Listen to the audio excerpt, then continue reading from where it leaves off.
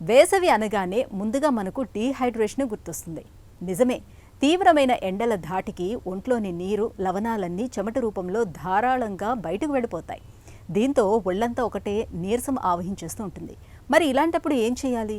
ఒంట్లో ద్రవ నష్టాన్ని ఎలా నివారించుకోవాలి? ఇందుకు కొన్ని రకాల ప్రత్యేకమైన యోగాసనాలు ఎంతగానో ఉపకరిస్తాయని చెబుతారు నిపుణులు. యోగాసనాల సాయంతో డీహైడ్రేషన్ ముప్పును ఎలా తగ్గించుకోవచ్చో ఇప్పుడు తెలుసుకుందాం.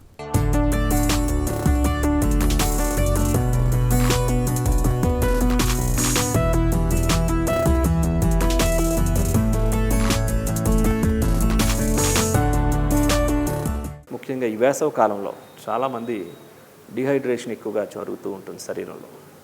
అలాంటప్పుడు మనం యోగ సాధనలో కొన్ని మార్పులు చేర్పులు ఎలా చేసుకోవాలి, దానికి సంబంధించినటువంటి కొన్ని ప్రత్యేకమైనటువంటి ఆసనాలు, ప్రాణాయామాల గురించి ఇప్పుడు మనం ఒకసారి చూద్దాం.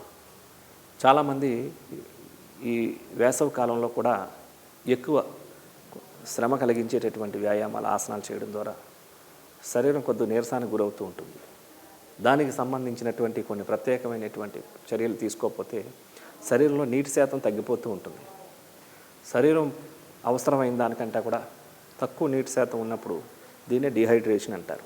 దీన్ని ఇమీడియట్లీ పట్టించుకొని మన యొక్క ప్రికాషన్స్ తీసుకోకపోతే అది మొహం తిరిగిపోయి, కళ్ళు తిరిగిపోయి అపస్మారక స్థితిలో పోయేటటువంటి అవకాశాలు చాలా ఉంటాయి.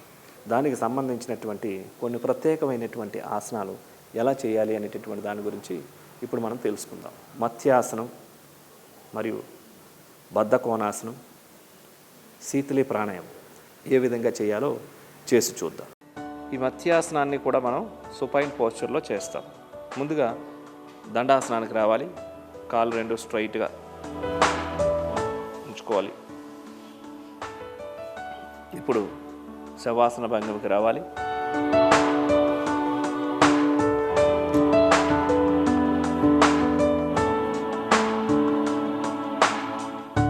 ఈ స్థితిలో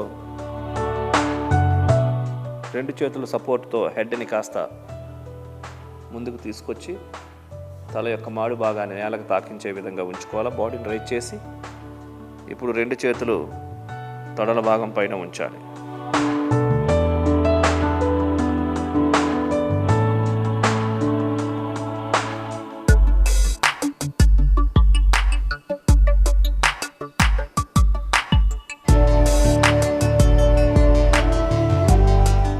ఇప్పుడు రెండు చేతుల సపోర్ట్తో మరలా తలని యథాస్థానానికి తీసుకొని వచ్చి శరీరాన్ని యథాస్థానానికి తీసుకొని రావాలి.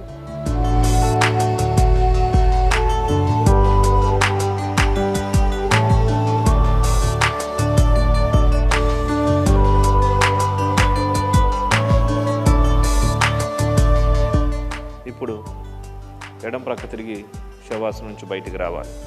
సుఖాసన భంగిమలో కూర్చోవాలి.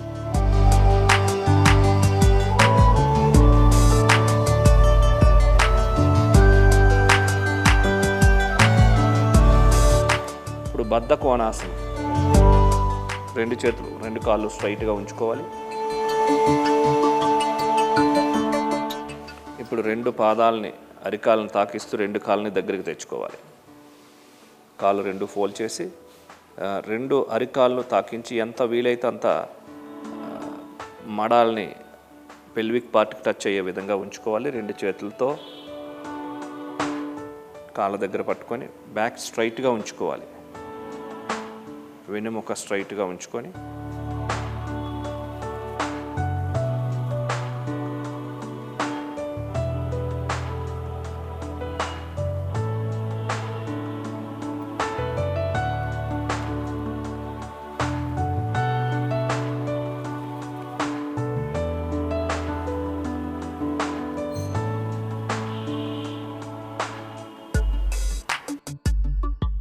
బద్ధకోణాసనాన్ని రిలీజ్ చేయాలి. రెండు చేతులు రిలీజ్ చేసి సుఖాసనంలో కూర్చోవాలి. ఇప్పుడు మనం శీతలి ప్రాణాయామం చేస్తాం. రెండు చేతులు ధ్యాన ముద్రలో ఉన్నట్టుగా ఉంటాయి. ముందుగా నాలుకను రౌండ్గా చేసి నాలుకను పూర్తిగా బయటకు ఉంచి నాలుకను ఫోల్డ్ చేయాలి. ఇప్పుడు ఆ నాలుక ద్వారా పూర్తిగా శ్వాసను తీసుకొని మౌత్ క్లోజ్ చేయాలి.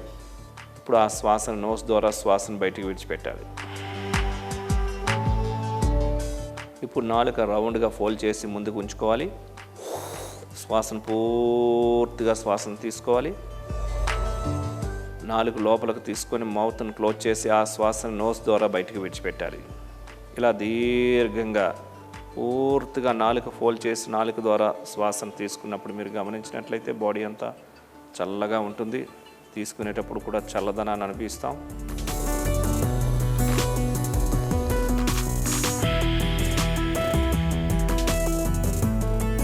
Breath in slowly.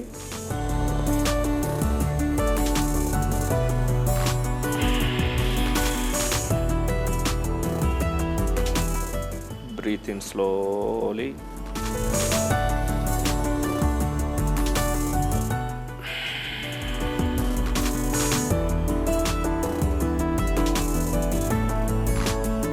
ఇప్పుడు ఆపండి. ఇలా 20 నుంచి 30 సార్లు చేయవచ్చు. చాలా మంచిది. బాడీ అంతా కూల్ అవుతుంది, రిలాక్స్ అవుతుంది.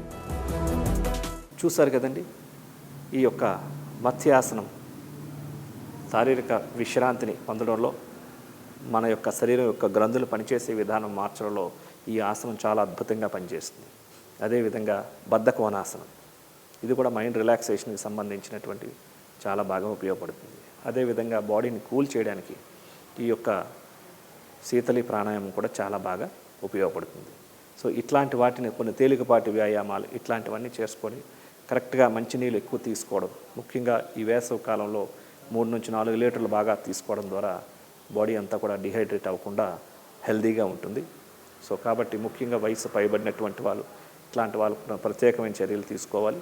అంతేకాదు యోగ సాధన కొద్దిగా తగ్గించుకోవడం కూడా చాలా మంచిది. అదేవిధంగా కొన్ని ఫ్రూట్ డైట్ అంటే మంచినీళ్ళు, మజ్జిగ, కొబ్బరి నీళ్ళు, బార్లీ, వీటితో పాటుగా వాటర్ మిలన్, ఇంకా బాగా చలవ చేసేటటువంటివి ఈ ఫ్రూట్ డైటు, జ్యూసెస్, ఇలాంటివన్నీ పానీయాలు తీసుకోవడం ద్వారా బాడీ డిహైడ్రేట్ అవ్వకుండా హెల్దీగా ఉంటుంది. సో దీన్ని మీరందరూ కూడా గమనించి ఇట్లాంటి యోగ సాధనాలు చేసుకుంటూ కాలానికి తగినటువంటి ఆరోగ్యాన్ని పరిరక్షించుకోవాలని కోరుకుంటున్నాను.